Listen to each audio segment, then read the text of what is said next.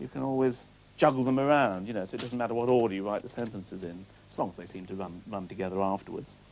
I could try the ironic method. What on earth are those friends of the earth people doing, setting up an... It's a bit sort of ordinary. I think I'll have to rely on the old standby of adopting a different character, a different persona, we sometimes call it, but a different character, basically. Maybe that's what I'll do this time. I'll be a sort of Colonel Blimp figure and say, I am proud to announce that I am going to form a new society called Friends of Government. That sounds a bit better. Maybe I can carry that on. Let's have a go. Governments, by definition, are there to govern. I cannot, for the life of me, see why self-appointed do-gooders should take it upon themselves to challenge what governments choose to do. So now what I need is an example of a government choosing to do something. So let's look at this pamphlet from Friends of the Earth. They mentioned about rainforests. That'd be quite a good one to start with. So I want to say now, if there's such and such a government, what government? If the Brazilian government chooses to destroy the rainforest? No, trouble is I don't know whether it is the Brazilian government who are trying to get rid of the rainforest. I need some information about rainforests. Now, what shall I look at?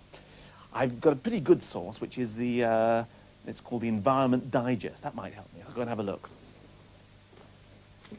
Now, here it is, the Environment Digest, and it's pretty good. It has all sorts of a digest of what's happening in the world of the environment all over the world. Should have something about the... Oh, wait a minute, this is even better. This is a World Wildlife Special Report on tropical rainforests. Couldn't be better, could it? Now, here's a list here now of places. Thailand, it says, have lost 45% of... Oh, here, India, all their primary rainforest. Sri Lanka, good heavens, well, that's useful. I'll be able to use that. Bangladesh, Haiti, use that. What does it have anywhere about Brazil? Oh, yes, it must have been Brazil. Here we are, yes. Right, let's get that sorted out. I can use this. I am proud to... that doesn't sound very good, really. I'm proud. I am more than proud to announce. How about that? I am more than proud to announce that I'm going to form a new society. That I am... I'm more than proud to announce the launch of a new society. It's a bit waffly, isn't it? Society. Could be anything. Amateur Dramatic Society. A new action group sounds bad. A new action group for young people called Friends of Government. Friends of Government? Friends of the Government. Friends of Government. Friends of Government. That's fine. All over the world, governments are constantly being hampered by pressure groups and other troublemakers. The original idea was that I thought fairly simple, but one might say in retrospect simplistic, and a lot of people seemed to have trouble with it and went off really sounding off what were clearly their four pet prejudices, and it didn't really work. It was always intended it would be a commentary on the news in general, and one of the things that Terry has done is he's actually picked up on the news as we originally intended, issue by issue, and systematically, if you like, gone through them. And that's one of the reasons he's successful. I also think the style is right for the page and for the column and for the readers. I'm more than proud to announce the launch of a new action group for young people, Friends of Government. All over the world, governments are constantly being harassed and hampered by pressure groups and other troublemakers. The aim of FOG is to encourage young people to support the policies of all governments wherever they happen to be in power. Governments, by definition, are there to govern, and I cannot for the life of me see why self-appointed do-gooders should imagine they have any right to challenge what governments should choose to do. I mean, if the Brazilian government, for example, wishes to get on with the task of destroying what remains of the world's tropical rainforests, what business is it of Friends of the Earth? Fogg will also draw attention to the Soviet Union's selfless and courageous devotion to nuclear power, even in the teeth of Chernobyl. Faced with the prospect of having caused at least 25,000 people to develop cancer throughout the world, and with the likelihood of another disaster as cataclysmic happening within the next 10 years, what other government would have had the guts to press on as if nothing had happened? Fogg will also publicise the triumph of our own government in achieving record exports of acid rain to all over Europe. It's high time the young people of Britain began to appreciate how much energy and hard work goes into creating over 3.5 million tons of sulphur dioxide every year, getting it up into the atmosphere and distributing it as fairly as possible over the rest of the continent. At a time when other nations are cutting back on their production, Britain stands firm. And by 1993, according to a recent UN report, it will be probably releasing more sulphur dioxide into the atmosphere than France, West Germany, Sweden, Denmark, Norway, Austria, Switzerland, Luxembourg, and the Netherlands put together. And yet all we hear from the anti-progress lobby is a lot of moaning about 20,000 Scandinavian lakes being full of dead fish, half the trees in West Germany dying from acid rain, and so on. For crying out loud, can't they think positively for once? Can't they take some pride in their government instead of forever knocking it? The establishment of Fogg is particularly important because this Friday, 22nd of April, will witness the birth of one of the most subversive organisations our government has ever had to deal with. Friends of the Earth are to launch their new youth section called Earth Action. Now, what's so disturbing about Earth Action is that behind the slogans like, "Does the way we exploit our planet and poison our environment make you angry?" it is quite blatantly aiding and abetting young people to challenge the activities of governments and to do something positive rather than sit on the sidelines and watch the adults screw the world up. So it's up to all of us who care and love for governments to nip this thing in the bud. Do your bit. Join Fogg today and stop young people changing the world. Well, when we read the piece that morning, I must say we all had a very good laugh. And any piece of writing that can make you laugh has to be a good piece of writing. I think it made a particular impact on us because, oddly enough, it really is true that there are some people in the government who think that we're just a bunch of whinging moaners and that they need a lot of support against us. People like Mr. Ridley and Mrs. Thatcher herself have actually referred to us as the enemy within, if you can believe it. So the irony of the piece is all the more effective because that actually is what people in the government think, if you can believe that. I suppose it's also very important because these are serious issues, and it's quite difficult to make people laugh sometimes about serious issues without losing the serious point. And I felt the thing in that article, which was so powerful, was that it actually sent people away thinking, well, that was good and funny, but also thinking. And that's a rare combination.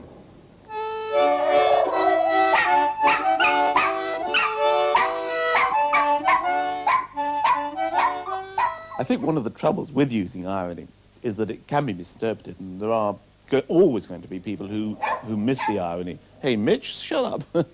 Mitch, for instance, doesn't like irony at all. You, Mitch, come here. This is an example of the kind of creature that doesn't appreciate irony one little bit, do you, Mitch? No. Mitch has got no sense of irony at all, but she's a wonderful dog.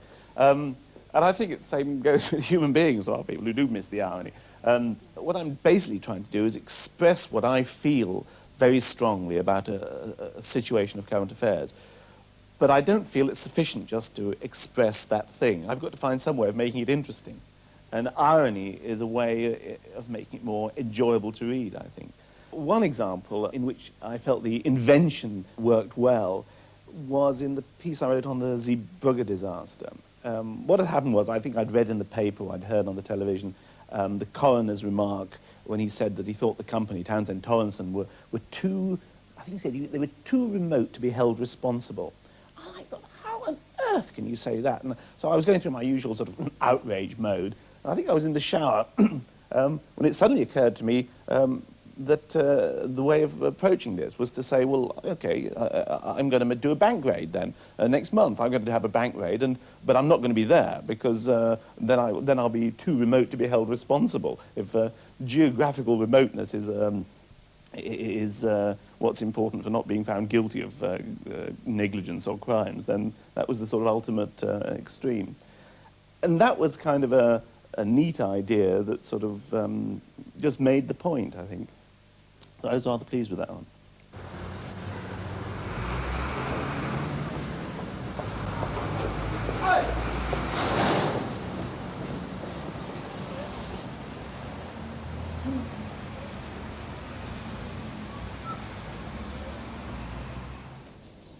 there are quite a lot of cuttings that we haven't actually managed to find.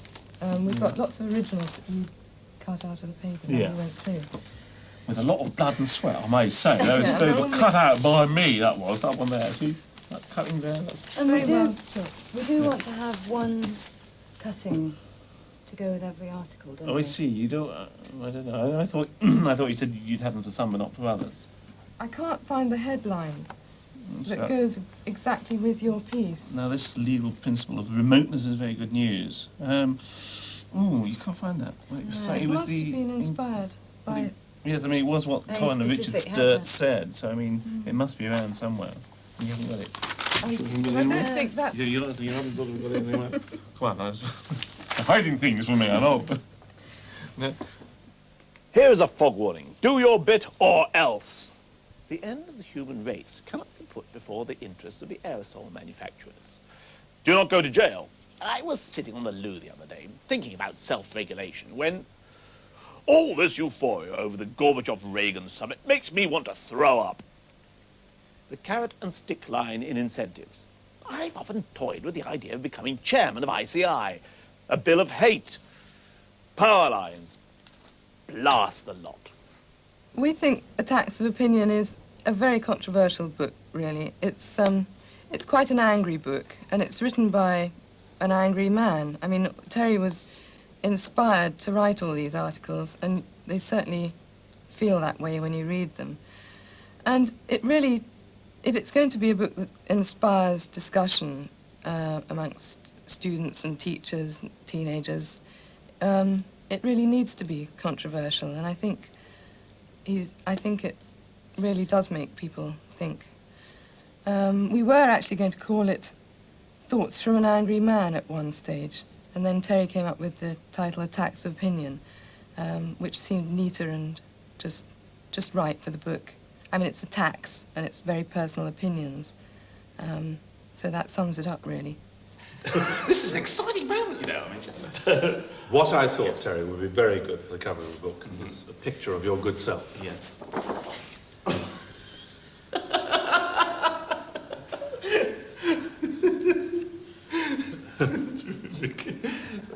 Terry asked me to do this book because I suppose obviously he wanted my opinion to go alongside his opinion, because in a way we both have the same point of view.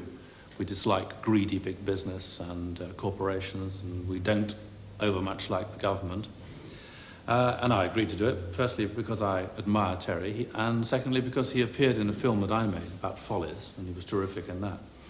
And I think the thing about Terry is, unlike me, who goes in for the direct attack and making people look pretty awful, he is almost like counsel for the defense for these awful corporations and for the government. And he defends them, but he's the sort of defense counsel that you would pay enormous sums of money to keep off the case, really, because he destroys them by pleading their case.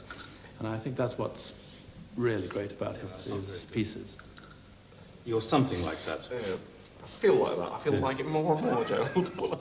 No, I wouldn't say I was writing for my mates. I hope I'm writing for anybody who's interested. On the other hand, I think it's exactly the same as what we did with Monty Python, is that we never aimed it at an audience. We never thought, now, will the audience like this? Will they understand this? We just wrote what we thought was funny ourselves and hoped other people would find it funny. Some people did and some people didn't. But you have more chance then, I think, of being distinctive. As soon as you start aiming very generally and saying, well, look, I can't possibly write that because, you know, this is the Young Guardian and somebody might not quite catch what I mean. As soon as you try sort of adjusting what you're writing to a general audience, you end up with kind of a very vapid nothingness, I think. You end up with sort of American television. You just have chat shows all the time and game shows and adverts. Everybody wants to be fair. It's the same with television. Everybody wants to present a balanced point of view. I mean, I'm not interested in balanced points of view. It's absolutely boring. I'm much more interested in somebody coming up with a straight on the nose opinion, and then people can argue about it, whether it's right or wrong. So, as I don't make a living out of journalism, it's actually easier for me to be able to do that, because nobody's going to sort of haul me over the coals and say, I'm sorry, you can't do this kind of thing. And if they do, well, I'll just go and make films or something. So I feel privileged and lucky to have a voice there and then it's quite difficult to stop. As you see, I can't stop talking, you see. I just keep going on as long as the camera's turning. I'll keep talking. The only way is to stop me is to switch the camera off.